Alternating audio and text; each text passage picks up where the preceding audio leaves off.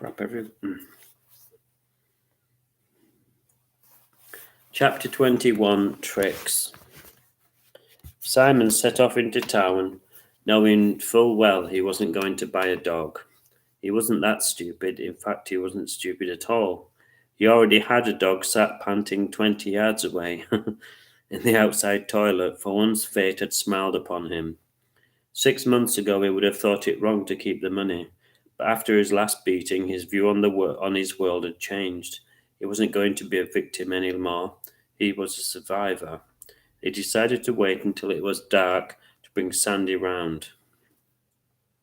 He knew his dad wasn't an expert and he would ask for a receipt. He was too excited and he wouldn't ask for a receipt. He was too excited and preoccupied by the TV.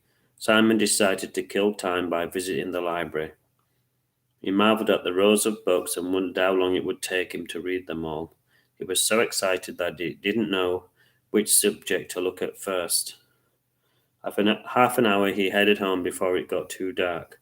He wisely decided to give his dad £10, and this would keep him happy in mind and cigarettes. Simon was nervous walking in with Sandy.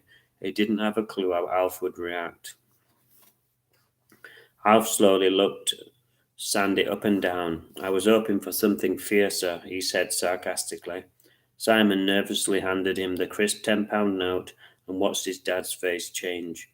For once you've done something right, Alf added. She'll be a deterrent whether she can back or not, he said, looking at her pityingly. In one foul swoop, Simon had solved 2 problems. He felt so pleased with himself. The food problem and the where can she stay problem still remained. He had to check. Dad, can she stay in the outside toilet? Yes, but we need a lead for her, he answered gruffly. She needs to be seen, he said, and heard, and for once his dad was right. Now she had a 20-foot rope attached to her collar, so she could toilet and pad about on the grass. Simon was ecstatic, and he was sure Sandy would be too. Dad, Simon said hesitatingly, can I have some money for dog food? She needs to eat. I know she needs to eat. I'm not daft, Alf snapped. I'll give you £10 a week, but for that you must do everything for her. I'm not lifting a finger, he said. I've got too much on looking for a job, he said, acting heroically. Simon had seen little evidence of job hunting,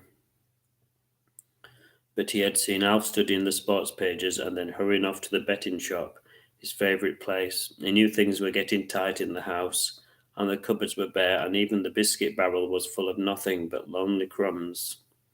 Simon wasn't surprised when he said dramatically, I'm hanging on today. We need some food money. No one wants to give an overweight 50-year-old a job. Fat, Simon thought, but said nothing.